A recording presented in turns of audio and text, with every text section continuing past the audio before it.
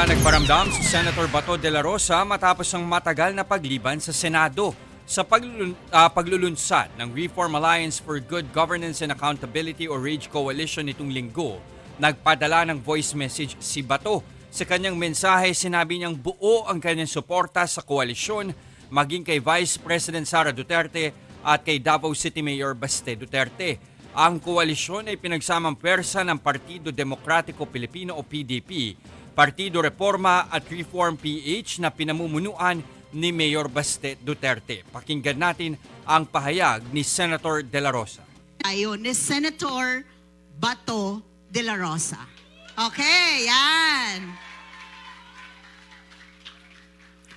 Mga kababayan, ako po si Senador Bato de la Rosa. Buong puso kong pinapasalamatan ang mga conveners nitong RAGE Coalition. Taos puso kong sinusuportahan ang pagbuo ng RAGE Coalition.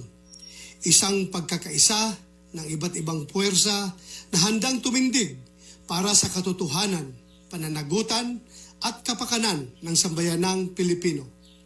Sa panahong ito, hindi na sapat ang kanya-kanyang laban.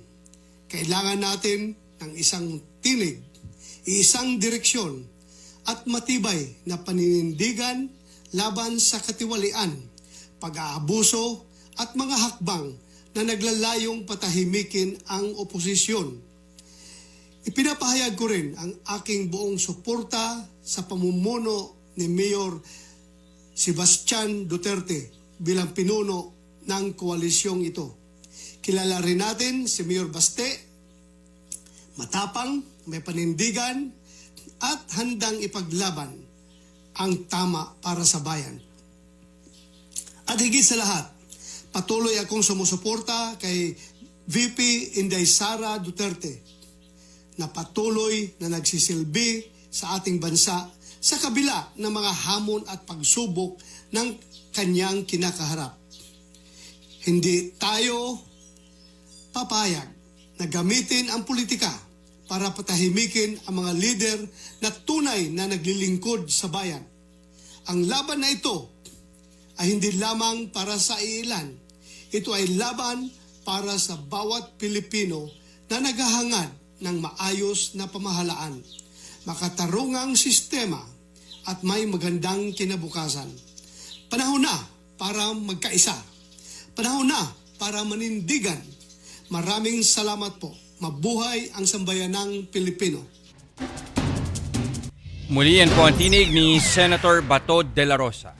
Mga kapatid, ako po si Ruth Cabal. Dito tayo sa totoo, dito tayo sa True FM. Mag-follow at mag-subscribe din po kayo sa aming social media accounts at True Network PH. Diyan po yan sa aming X na dating Twitter, sa FB, sa Instagram, sa YouTube, sa TikTok at sa mga podcast. At syempre, tutok din po kayo sa Signal True TV Channel 19.